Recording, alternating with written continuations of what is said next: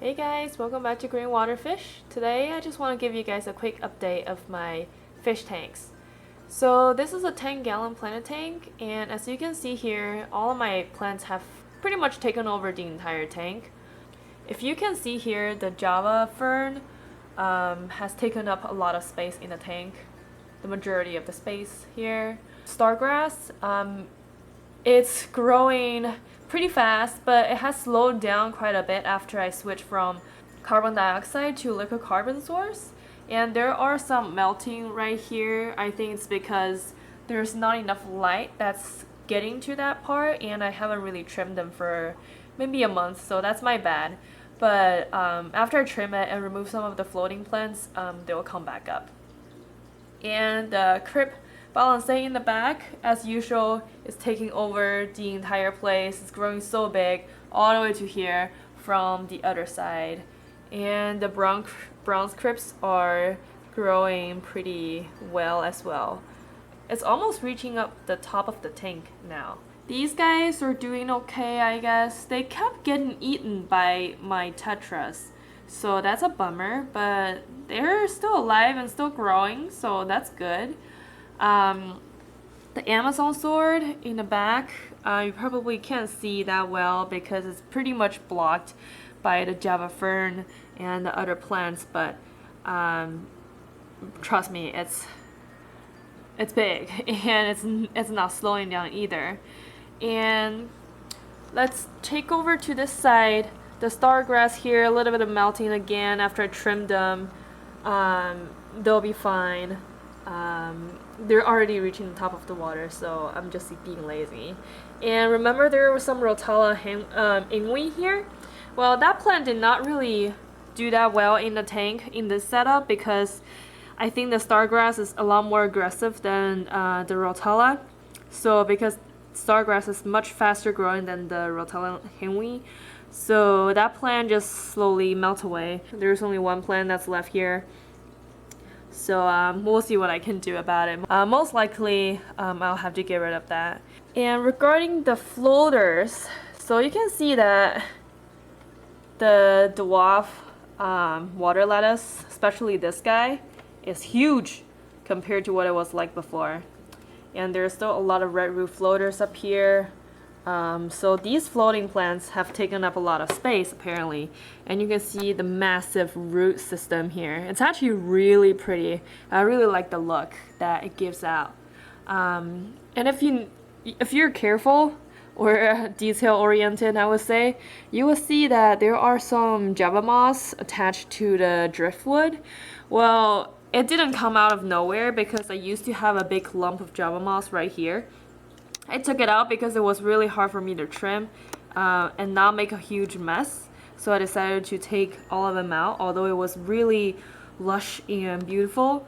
Apparently, as somebody once said on a forum, once you introduce Java moss to your tank, it's just like syphilis. It's just never going away. Although it's not a really good analogy, but it's true. It's really just not going away because even if you leave just the tiniest bit of Java moss in there, after a year or so, they're gonna grow into this massive mat right here. I mean, I like this look because it's pretty natural, attached to the driftwood really nicely, and it's very effortless, not really man-made. So I'm just gonna leave it there until it costs me any trouble. So that's the quick update for this 10-gallon plant tank. Now moving on to this 40-gallon breeder tank. As you can see, I have transferred some of my fish here. They are all Oranda except this red and white guy right here. She is a Oranda Ryukin hybrid. But the rest of the guys are Orandas. I decided to move all of them here because my fries and juvenile fish will need more room for a grow out, and these guys are pretty much being adult for a while, except this little guy. She is still quite small, but I'm not very concerned, and I'm keeping up with the water changing frequency. So although this is getting high on the capacity for this 40-gallon tank, but they seem to be doing fine. I put on the 70 Aqua Clear 70 filter here again, because I don't think the sponge filtration will be enough for 4 big guys. There will be enough biological filtration, but mechanical filtration will not be enough. So this is what I'm gonna let them use. Yeah, and just some close-up shot of my favorite guy here. He is my first ever goldfish. He is just massive and beautiful. Look at his tails. I mean, just look at his tails. Yeah, that's what I'm talking about. He has really great finish. One of my favorite fish, hands down. This guy is getting older. Why did I say that? It's because you see that there are splashes of orange on the side where it used to be all white. That's a sign that this fish is going through color changing again, like a second puberty. Well, goldfish change their color the entire time, but the older they get, the less stable colors just slowly fade away and turn into orange color. So this fish is slowly getting older for sure. Now this red and white hybrid fish is really pretty as well. I really like how her caudal fins are really spread out and really long and fluffy, almost give me a kind of tie around the tail kind of a finish. So that's very nice as well. And this white little Oranda, I like to call her butter colored Oranda because, or lemon head, because the whitish color concentrates a lot on the head and the tail and gives a yellowish tinge to it. And she's doing okay, just not growing as fast as I wish. So that's the update of this 40-gallon breeder tank. Moving up from the 40-gallon breeder tank is the Oranda fry tank. In this tank, I have about 40 Oranda fry here. They've gone through many batches of culling process, and these are the ones that I'm gonna concentrate on working on as of now, but there are some of the fish that are questionable as well, but I just want to give them a second chance. As you can see here, I have 2 sponge filters set up here. They're powered by a 40 Whisper air pump, and there is a lump of moss in here, some floating plants as well. Just some close-up shot of these guys. I'm trying to breed a round-bodied and short-bodied Oranda.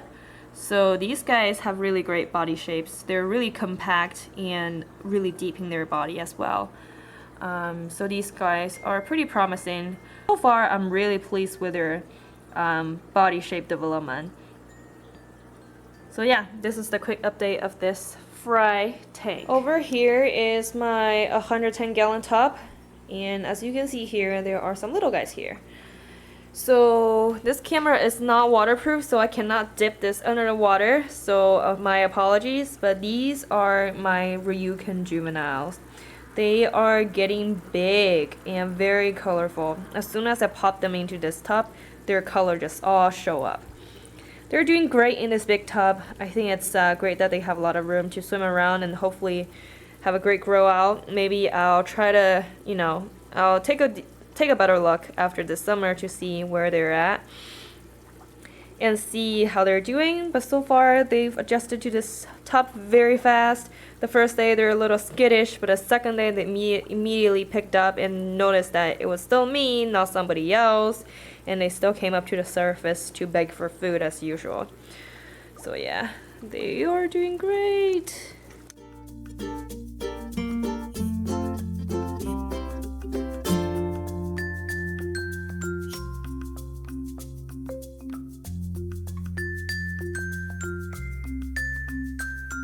A little bit over 2 months now, so still growing slowly but surely. I don't want to push them too fast because I just want to let them take the course and grow naturally, so we'll see.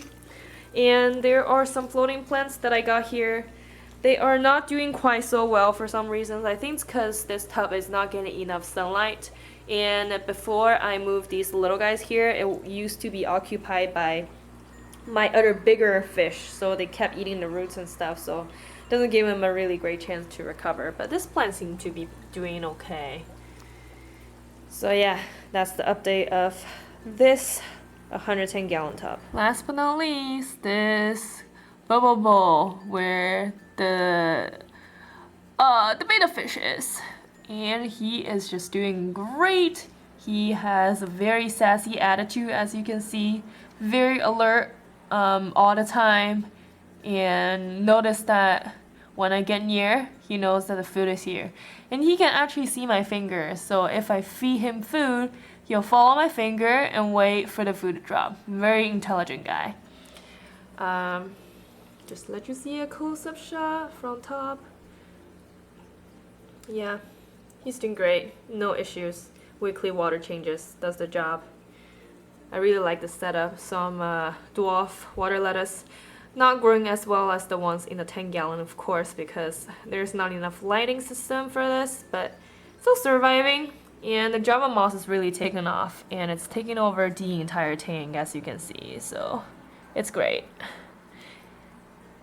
So there you have it, a quick update of my fish room, or all of my tanks, so to speak. Yeah, so let me know if you guys have any questions. Feel free to post comments. I always like to read all of them, even though sometimes I don't get to all of them. Yeah, and I'll see you guys next time. Bye!